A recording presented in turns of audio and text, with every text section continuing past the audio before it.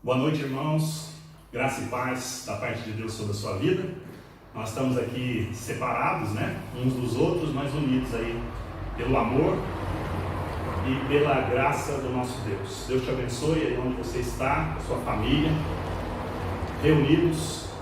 E nós vamos aproveitar, antes de lermos a palavra de Deus, para meditarmos um pouco nela, para passar alguns avisos para os irmãos importantes da continuidade da vida da igreja.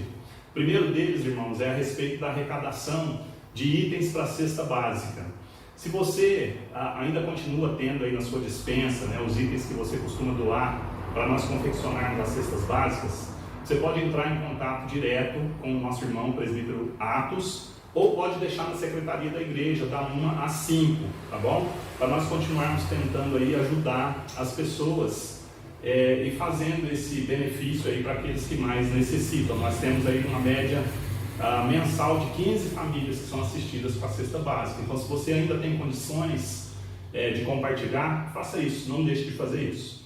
O segundo aviso, irmãos, é a respeito da arrecadação da igreja. Muitas igrejas estão sofrendo aí com a falta de arrecadação, mas os compromissos da igreja continuam. Então, você pode depositar o seu dízimo na conta da igreja diretamente.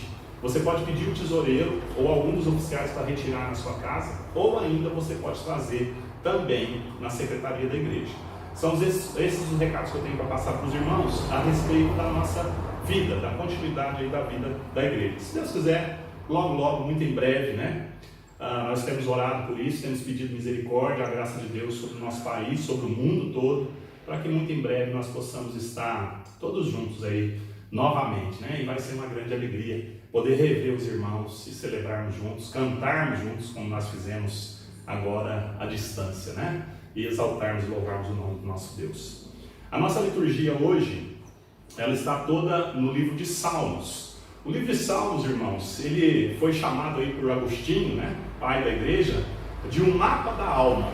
E o John Stott também dizia que o livro de Salmos é a universidade, do Espírito. No livro de Salmos, nós podemos ir e ler e ver de maneira mais fácil as nuances aí da existência humana. Tanto a dor, quanto as mágoas, quanto as dificuldades, as dores, as alegrias, as esperanças, as expectativas. De forma que o livro de Salmos é o livro mais lido, o livro mais querido dentro da Escritura, por isso, porque ele nos convida naturalmente para compreendermos a vida sob esse aspecto aí humano, muito humano, de nós entendermos aquilo que estamos enfrentando. Nós vamos ler o Salmo 42, eu quero fazer a leitura com você. Se você está na sua casa, tem a palavra de Deus, em reverência a ela, entendendo que ela é a voz de Deus para nós, através do poder do Espírito. Abra comigo a palavra de Deus. Nós vamos ler o Salmo 42 e 43, que são considerados salmos aí que caminham juntos. Os dois têm a mesma temática.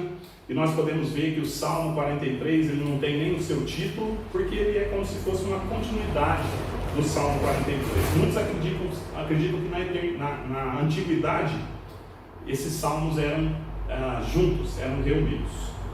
A alma anela por Deus. Salmo didático dos filhos de Corá. Como suspira a corça pelas correntes das águas, assim por ti, ó Deus, suspira a minha alma.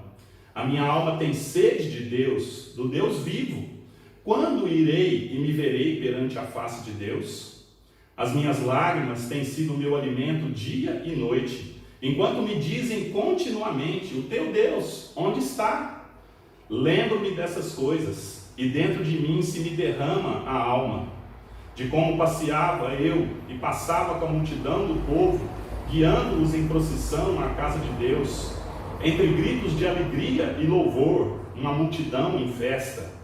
Porque estás abatida, ó minha alma, porque te perturba dentro de mim.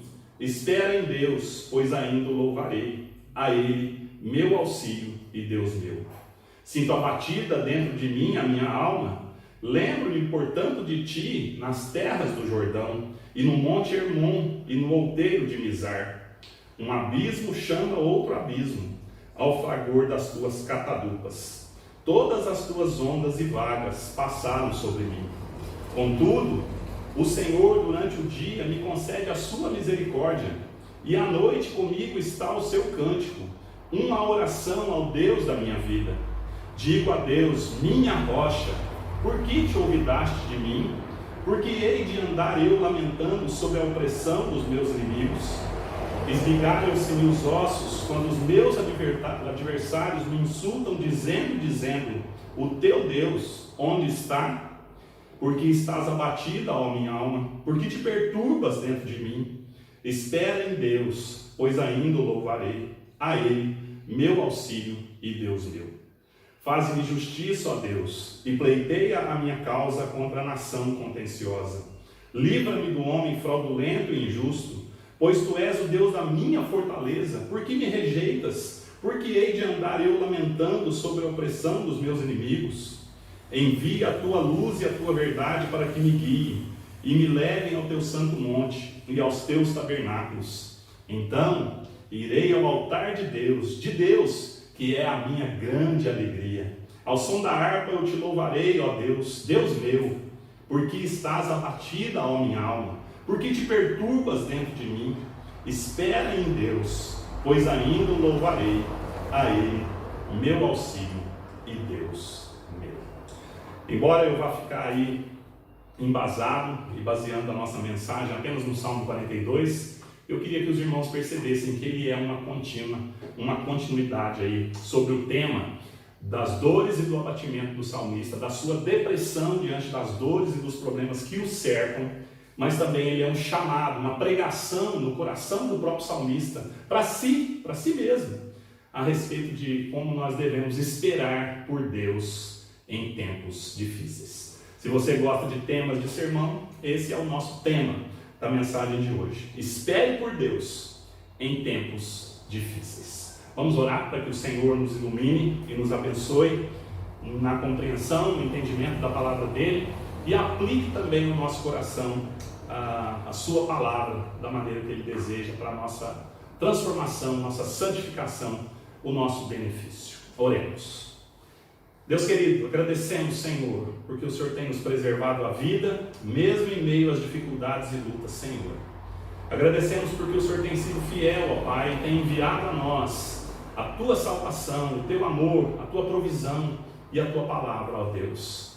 Agradecemos, Pai, porque mesmo estando longe uns dos outros, o Senhor providenciou para nós recursos para que nós estivéssemos continuando, Pai, a meditar na Tua Escritura, na Tua Santa Palavra, a orarmos pelos outros, a nos comunicarmos com os outros, e por tudo isso nós te bendizemos, Deus. Obrigado, Senhor, porque o Senhor sempre nos envia alívio. Obrigado, Senhor, porque nós sempre podemos esperar em Ti e saber, ó Deus, que o Senhor age em favor daqueles que Te amam. O Senhor guarda e protege, ó Deus, aqueles que lhe pertencem. Ó Pai, muito obrigado, Senhor, porque essa Tua salvação não é apenas para esses dias, Pai, mas ela é eterna, e nas Tuas mãos nós estamos seguros. Por causa, ó Deus, da graça do nosso Senhor e Salvador Jesus Cristo, no nome de quem nós oramos, agradecidos nessa hora. Amém. Irmãos, como eu disse, o Salmo 42, ele fala aí de esperar em Deus em tempos difíceis. Esse Salmo, ele inaugura o Salmo de número 2, o livro de número 2, perdão, que vai do capítulo 42, ou do Salmo 42 até o 72. O Willem van Gemeren, um estudioso dos Salmos já há mais de 40 anos, ele diz em uma de suas obras que nós não devemos olhar para o livro de Salmos de maneira diferente da que nós olhamos para os livros da lei ou para os livros do Novo Testamento. A proposta dele é que nós olhemos para o Saltério, para os 5 livros que compõem a coleção dos Salmos, e nós vejamos dentro desse livro as características da história de redenção. É como se no primeiro livro, que vai aí até o capítulo ou até o Salmo 41, nós víssemos falar da criação de Deus.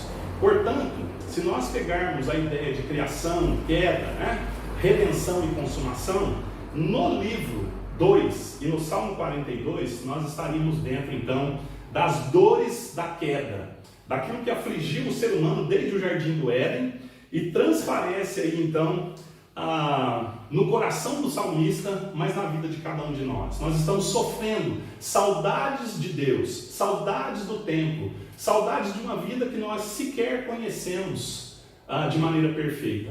São as dores do coração do homem. Você já parou para pensar, meu irmão, que às vezes Nós temos a impressão que o salmista teve nesse salmo. Muitas vezes nós temos a impressão de que Deus está ausente da nossa vida, ou mesmo estando presente, que Ele está distante dos nossos sofrimentos.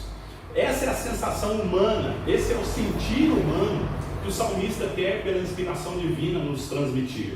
É a humanidade distante de Deus, é a humanidade num tempo em que conhece as suas dores e as suas dificuldades.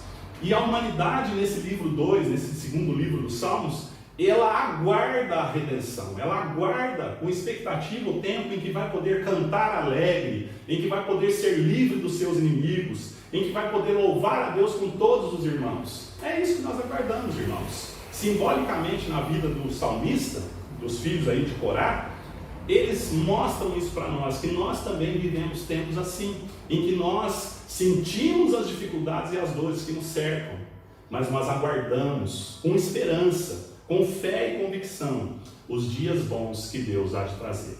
É lógico que o Salmo não aponta apenas para a eternidade.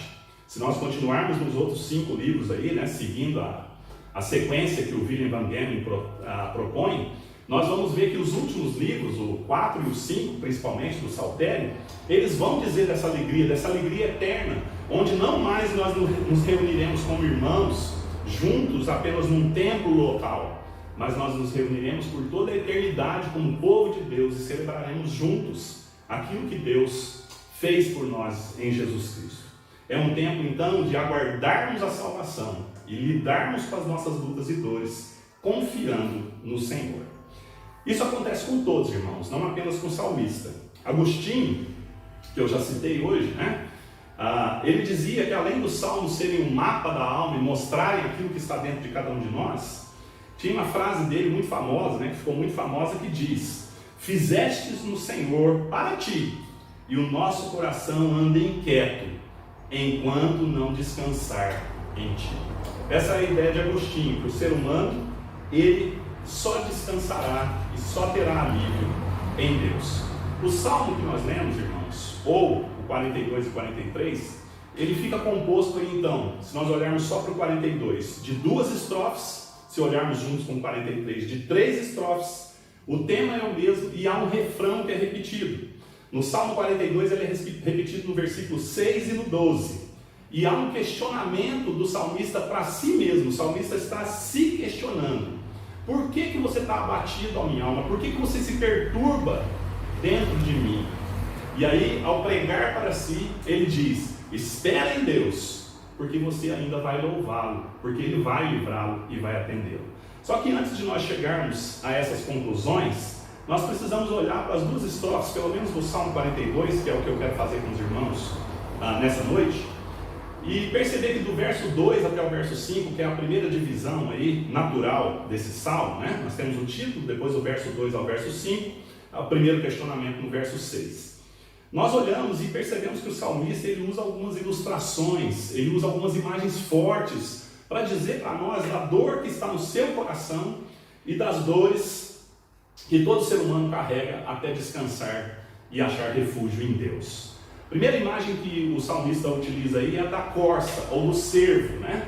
Aquele animalzinho que anda por regiões áridas, anda por lugares difíceis, né? Sem água, e esse animalzinho vai até encontrar água na sua luta por sobrevivência. Essa é a primeira imagem, uma imagem de algo seco, difícil, um deserto, uma região pedregosa, cheio de obstáculos, e aquele animalzinho ali buscando água para sobreviver.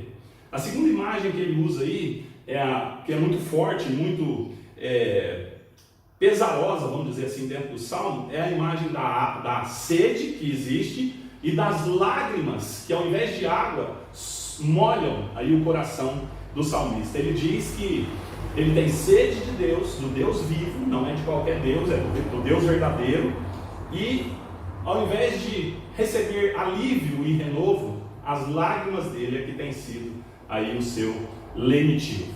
Ele diz também que na sua fome, ele não tem sido sustentado por pão, mas por dores e por dificuldades. E é por isso que o salmista, ele tem saudades do templo, Porque no templo, que representava a presença de Deus, e em meio às celebrações com todos, ele conseguia sentir o que agora ele não mais consegue sentir, esse alívio dentro do seu peito, dentro do seu coração.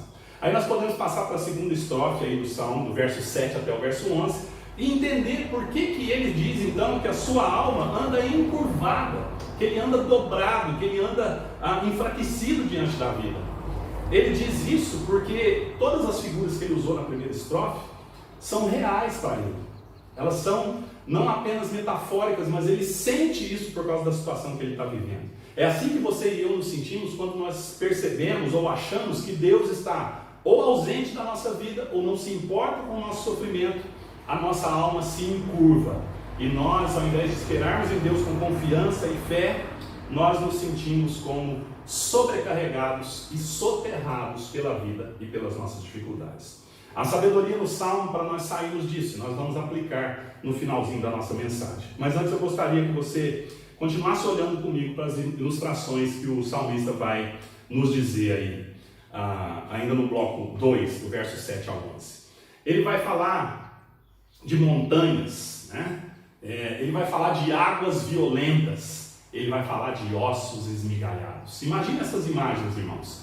Grandes forças, grandes montanhas, grandes montes, águas que passam por cima e ossos sendo esmagados. Enquanto as pessoas ao seu redor e o seu próprio coração do salmista, aceitam esse questionamento que diz com zombaria: onde está o seu Deus? Onde Deus está? Ele não se preocupa com você. Onde Deus está? Por que Ele não te socorre? E aqui nós precisamos olhar, irmãos, e entender que aquele paralelo que o salmista está fazendo entre a sede que ele tem e o Deus vivo, que é a vida dele, que é a grande alegria dele, são coisas constantes na nossa vida. Nós não vamos passar todos os nossos dias apenas sorrindo. Como eu disse já em outra mensagem recentemente, Deus controla os dias bons e os dias maus para que nós temamos diante dele e para que nós continuemos caminhando no caminho que ele deseja, que é o caminho da eternidade. Foi isso que um cristão, um filósofo aí, existencialista, o Kierkegaard, disse na antiguidade, que nós só podemos compreender a vida olhando para trás. E é isso que o salmista está fazendo, ele está se lembrando das coisas, ele está olhando para os dias que ele teve. Mas esse mesmo filósofo disse que a vida só pode ser vivida olhando para frente. E é isso que o salmista vai insistir consigo e comigo e com você, para que nós esperemos em Deus em tempos difíceis. Porque senão nós não vamos ter saída, irmãos. O nosso coração vai titubear e nós vamos nos enfraquecer e a nossa alma vai se encurvar. E como nós temos encontrado pessoas assim nesses dias, com tanto medo que não estão conseguindo mais raciocinar diante da vida e diante das coisas. Os psicólogos, os psiquiatras estão muito preocupados com a situação na Europa, onde eles já estão há mais tempo do que nós em confinamento, vamos dizer assim, ou em isolamento, e agora as pessoas não mais querem cantar na sacada dos prédios uns para os outros. O que está começando a acontecer lá agora é o encurvar-se das almas, o encurvar-se do coração e o desespero entre as pessoas. Queira Deus que essa situação não chegue até nós. Mas o que nós precisamos aprender através da palavra de Deus é que nos tempos difíceis, se nós não esperarmos em Deus, com certeza o nosso coração será como que esmigalhado por montanhas e águas que nos devastam. Deus é o Deus vivo, Ele é o Deus verdadeiro, não era em qualquer Deus que o salmista esperava. Em quem ou em que você tem colocado a sua expectativa nesses dias, e não apenas nesses dias, porque esses dias que nós temos vivido são apenas um óculos que Deus tem dado à humanidade para enxergar a maneira como tinha vivido. É preciso nós pensarmos nas consequências disso diante de Deus? Sim, é preciso. O salmista fazia isso, ele se lembrava dos outros dias, ele sabia porque ele estava nessas dificuldades, embora o salmo não nos diga, mas a verdade é que provavelmente ele estava exilado por causa de algum pecado, ele estava proibido de ir ao templo, ele fez alguma coisa que trouxe consequências à sua vida, embora outros acreditem que ele foi levado, não importa. O que importa é que ele percebe que houve uma ruptura, uma mudança na sua vida, daquilo que ele vivia para algo que ele deveria ter valorizado e não valorizou. E agora ele sente falta e quer voltar. É uma saudade que está no seu coração, no meu coração, desde o Jardim do Éden, aguardando o novo céu e nova terra. Mas enquanto nós caminhamos aqui, nós precisamos nos lembrar, como o salmista se lembrou, de que Deus tem o melhor para nós. Nós não podemos pensar na volta de Cristo, no juízo de Deus, ou na consumação de todas as coisas, apenas quando o nosso calo aperta, ou apenas quando a enfermidade chega à nossa porta. O convite do salmista é para que nós esperemos sim em Deus em tempos difíceis, mas para que Deus seja o Deus da nossa vida, o Deus verdadeiro, a nossa grande alegria e a nossa rocha, o lugar onde nós colocamos o nosso coração e a nossa esperança em todos os dias, não apenas em dias difíceis. Provavelmente então ali aos pés do Jordão, alguns estudiosos, o Schockel principalmente, um grande estudioso dos Salmos, ele acredita que esse salmista, ou personagem aí desse salmo, estava na Alta Galileia, aos pés do Jordão, onde começava aí o Rio Jordão, quando as neves do Hermon derretiam, e o lugar que ele cita, Mizar, seriam então essas nascentes.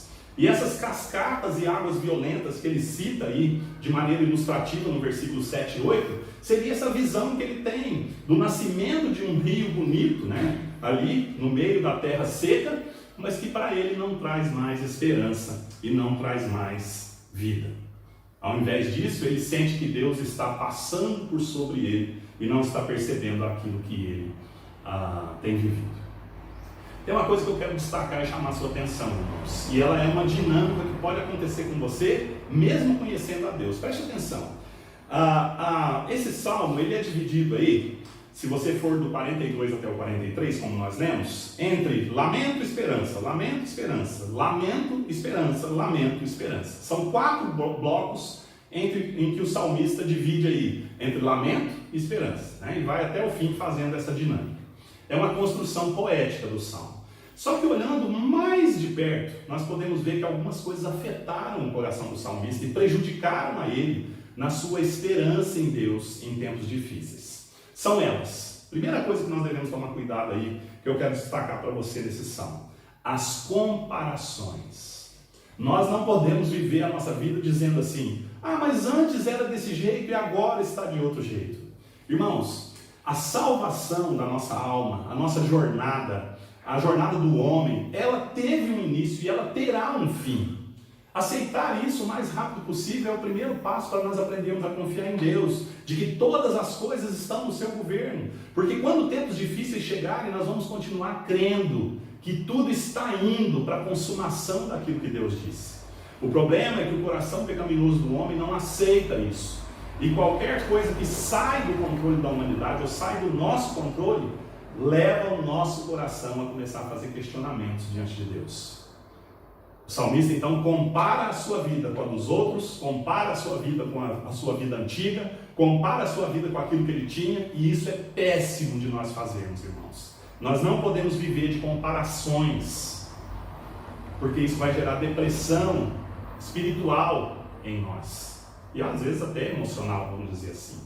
Mas além das comparações, o salmista vai começar aí também então a fazer os seus questionamentos. Assim que nós começamos a comparar e dar voz para as vozes que estão à nossa volta e não apenas para a voz de Deus, nós começamos a fazer questionamentos. E o salmista, nos 2 blocos do salmo, ele questiona a Deus, mas ele também questiona a si. Ele começa a duvidar daquilo que ele crê. Ele começa a duvidar das coisas que Deus já havia feito por ele. Se nós olharmos aí na sequência dos salmos, o primeiro salmo do 3º livro, o salmo 73, salmo de Asaf, vai ser justamente a amplitude disso que começa no início desse livro. Asaf vai dizer: os meus pés quase se rebalaram, eu quase deixei de confiar em Deus. Porque esses questionamentos que nascem das comparações da nossa vida, esses questionamentos nos levam ao passo seguinte que eu quero destacar, que é fazer declarações pessimistas, declarações destrutivas a respeito da nossa vida. Perceba, o salmista que viveu no templo, que conhecia a gratidão e a alegria de estar com o povo de Deus, agora está dizendo: Deus, o Senhor está passando por cima de mim, o Senhor está esmigalhando os meus ossos, o Senhor se esqueceu de mim em terra estranha. Comparações, questionamentos interiores, declarações descabidas. Nós chamamos isso de murmuração, Aqui o salmista está lamentando, que é um tipo de salmo, mas muitas vezes nós somos levados a murmurar diante de Deus e pecar, porque tentamos governar a nossa vida como se ela tivesse que ser sempre de acordo com o que o nosso coração deseja. Esse é o chamado do salmista para si mesmo. Espera em Deus, porque você ainda vai louvá-lo. Ele é o seu Deus forte, Ele é a sua rocha, Ele é a sua salvação. Não podemos ficar ouvindo os outros, irmãos. Nós que cremos em Deus, temos a nossa vida toda planejada dentro dos propósitos de Deus. Nós não precisamos acreditar no que os outros acreditam. Nós precisamos acreditar no que a palavra de Deus nos diz a respeito do amor e do cuidado de Deus por nós. Nós não podemos permitir que os questionamentos ruins dominem o nosso coração em tempos difíceis. E mais, se nós começarmos a fazer declarações aos outros, que é um péssimo testemunho de fé, ou pior ainda, a nós mesmos, de que o nosso Deus nos abandona e não cuida de nós, não terá como o nosso coração permanecer forte nos dias em que nós vivemos. O salmista perdeu a sua terra, perdeu a sua liberdade, perdeu a alegria de estar com seus irmãos. E tudo isso fez a alma dele se dobrar e encurvar. E aqui é interessante porque ele usa um verbo exclusivo aqui no hebraico, um verbo no hitpolel, imperfeito, que faz com que ele lembre, um contraste muito forte que ele está fazendo, de quando ele se prostrava diante de Deus em adoração, e agora a sua alma se encurvando. É uma imagem forte que o salmista traz para dizer que, além de tudo que ele tinha perdido, ele corre o risco de perder e aceitar a ideia zombeteira, ou a zombaria das pessoas que estão ao seu redor, de que Deus não liga para ele. Se você é cristão, você sabe do que eu estou falando. Muitas pessoas passam a vida inteira ofendendo a Deus e sem se preocupar com Deus. Mas quando você que crê, pode ser até algum parente seu, eu já passei por isso com parentes meus. Quando acontece algum problema conosco, quando alguma coisa dá errado na nossa vida, essas são as primeiras pessoas a falar em Deus, mas não de uma maneira boa, não como alguém que quer se render a Ele, mas para zombar dele através da nossa vida. E eles chegam e dizem para você: aconteceu tal coisa com você, mas você não crê em Deus? Quando acontecer isso com você, irmão e irmã, diga o que o salmista diz para o seu coração, diga para o seu coração e diga até para essas pessoas: eu vou continuar esperando em Deus e eu tenho certeza que eu ainda irei louvar. Eu ainda irei louvar. Essa é a ideia que o salmista traz aí. Ele tem saudade de coisas que ele perdeu, na vida atual ou na vida espiritual, simbolizando o Éden. Ele sofre de aflições atuais, como nós sofremos nessa vida cheia de pecado e de maldade do homem. Mas ele espera a restauração, como nós também esperamos a vinda de Deus. E é por isso que ele diz na sua oração: Deus meu, rocha minha. E é interessante porque a figura que ele está usando aí é do Hermon, que eram os montes imponentes, que ele estava vendo ali, provavelmente na Alta Galileia, mas ele se lembra do monte preferido dele, que era pequenininho, humildezinho, que era o Monte Sião, onde estava o templo, e é como se ele estivesse fazendo uma escada aí, descendente, Hermon, Sião, e aí ele vai falar da rocha sobre a qual ele estava fundado. É isso que o salmista faz. Nesse salmo aparece aí 2 vezes 7, que os judeus têm como número da perfeição aí, aparece 14 vezes o nome de Deus nesse salmo, porque o salmista não se acomoda à ideia de viver longe desse Deus. Em meio aos questionamentos que ele faz para si, e para Deus e para os outros, vamos dizer assim, ele não se conforma, ele vai continuar esperando em Deus. E ele sabe que o rochedo da sua salvação, a rocha que sustenta a sua alma batida, é o Senhor. E aí nós passamos para a parte, então, vamos dizer assim, boa do salmo, que traz o remédio para o salmista e para você e para mim, enquanto nós estivermos ameaçados pelas comparações, pelos questionamentos e pelas declarações ruins na nossa vida. Em tempos assim de depressão, de tristeza, de dor, o que o salmista faz? Ele prega para si, ele diz para si: continue esperando em Deus em tempos difíceis, mas ele se lembra não só das coisas que ele perdeu, ele se lembra das coisas que ele ainda tem, e isso é gratidão. E ele vai dizer aí, em determinado momento do salmo: o Senhor, que é o meu Deus verdadeiro, Deus meu, a minha rocha, está comigo de dia, a sua misericórdia está comigo.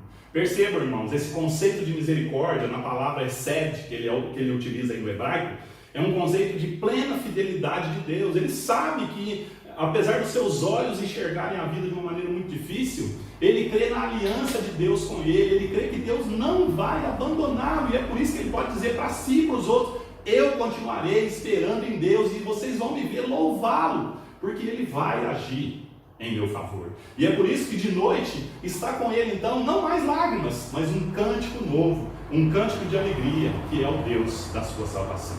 E é por isso que ele é levado não apenas a ouvir as pessoas à sua volta, zombando do seu Deus, zombando do socorro do seu Deus. É por isso que ele tem paz para poder falar com Deus em meio a isso tudo. E o salmista ora, e é bonito porque a sua oração começa assim: minha rocha.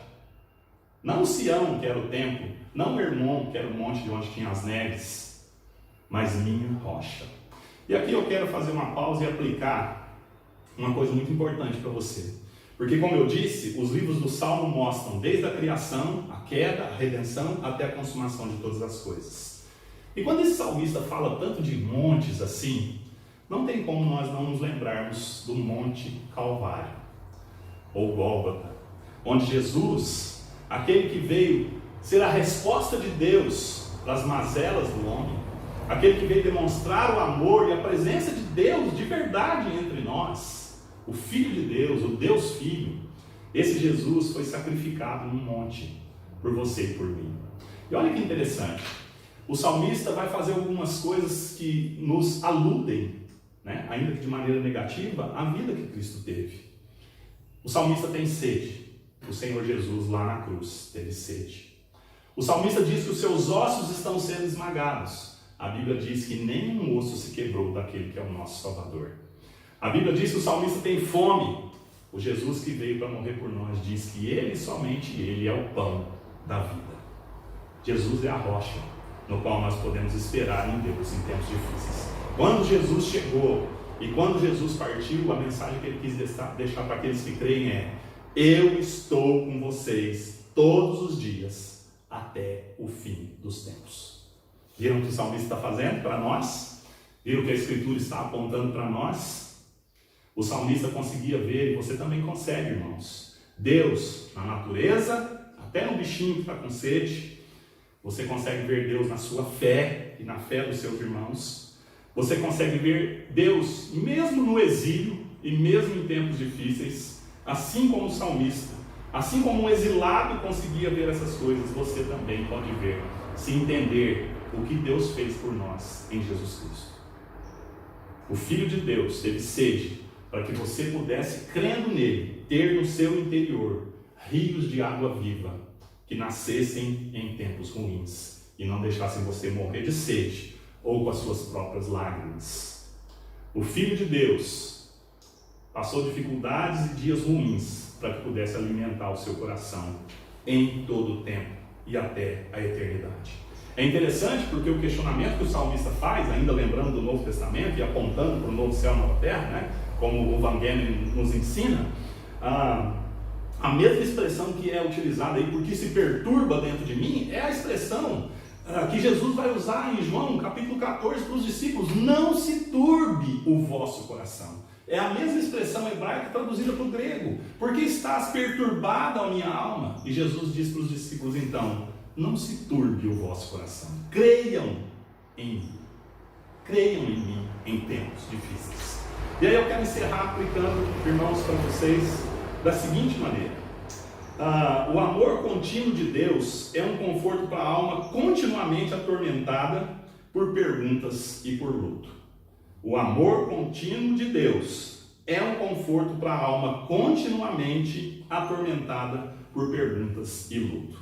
Nós vamos passar por essa vida com dias bons e dias ruins. Em todos eles devemos esperar por Deus. Mas o amor dele, constante, Deus não vai nos desamparar e não vai nos abandonar. Pode esperar nele, porque você ainda vai louvá-lo, independente da situação que você estiver passando. Aprenda com as situações. Ao invés de ouvir as comparações, questionamentos e declarações dos outros, faça como o salmista, converse você com Deus e veja o que tem que mudar, o que você precisa crer e o que você precisa reerguer na sua história e na sua vida diante de Deus. Eu quero ilustrar e encerrar com uma mulher, está no Evangelho de João, uma samaritana. muito afligida pela vida, para a qual muitas coisas já tinham dado errado, e ela vem buscar a água num poço. Ela é uma mulher samaritana, e ela se encontra ali quando ela está chegando com Jesus, aguardando a ela. E o diálogo que os dois têm, quando Jesus já esperava naquele lugar, tem a ver com sede. E ela diz para Jesus em determinado momento ali no Evangelho de João, né? Me dê dessa água, para que eu não tenha que voltar aqui mais para buscar essa água. O salmo que nós lemos começa com a corça, né? Representando aí a humanidade, o salmista em dor, buscando por água, buscando por refrigério, buscando por alívio em meio ao sofrimento e à dor. E aquela samaritana também tinha isso no seu coração, assim como todos os homens têm, enquanto não se encontram em Deus, ou enquanto não são encontrados por Deus. Jesus vai ao encontro daquela mulher. Jesus diz para ela: quem beber dessa água vai continuar tendo sede, mas quem beber da água que eu der, nunca mais terá sede. Jesus é então a água que traz alívio para nós. Quando você estiver sofrendo, queridos, por qualquer motivo, lembre-se que a mão que consola você e a mão que dirige a sua vida são as mãos que foram furadas no Calvário, porque Deus provou que cuida de você e nunca vai deixar de cuidar. Na cruz, Jesus teve sede para que pudéssemos ter água viva, para que nós não mais precisássemos comparar a nossa vida com a vida daqueles que não creem nele. Na cruz, todos os nossos pecados caíram sobre Cristo. É a imagem que o salmista faz das montanhas e das águas que passam sobre ele. Aliás, essa é uma imagem que Deus usa na Escritura para falar de pecados. Um abismo chama outro abismo. São coisas que vão crescendo e saindo do nosso controle, para que nós não mais tenhamos questionamentos e dúvidas. Na cruz e na vida de Jesus e na sua obra, ele veio para que nunca mais nós ficássemos sozinhos, para que nós não mais precisássemos fazer declarações com o coração turbado. Não se turbe o vosso coração, espere em Deus. E aí nós olhamos para o encerrar da história da redenção. E qual é a promessa de Jesus para nós? De que ele voltaria. Assim como o salmista tinha saudade do templo que representava Deus, saudade de estar com os irmãos e de celebrar a misericórdia, né, constante de Deus sobre a sua vida, Jesus nos promete, na sua obra final de redenção, que ele vai voltar, que ele vai nos reunir, e que quando ele nos reunir será uma grande celebração, porque nunca mais nós teremos dor, morte nem lágrimas. Até lá, querido irmão e querida irmã, que o amor constante de Deus seja o sustento para suas constantes crises, comparações ruins, questionamentos devastadores e declarações de murmuração diante do Senhor. Espere em Deus. Espere em Deus em tempos difíceis, porque você ainda há de louvá-lo. Ele que é a nossa rocha, a nossa salvação e a nossa alegria. Que Deus te abençoe, te guarde nesses dias e guarde o seu coração, para que ele não seja enganado pelas zombarias daqueles que não creem, e você saiba que Deus cuida de você, especialmente, carinhosamente e particularmente, porque ele é o Deus da nossa vida e da nossa redenção. Fiquem com Deus. Deus abençoe. Amém.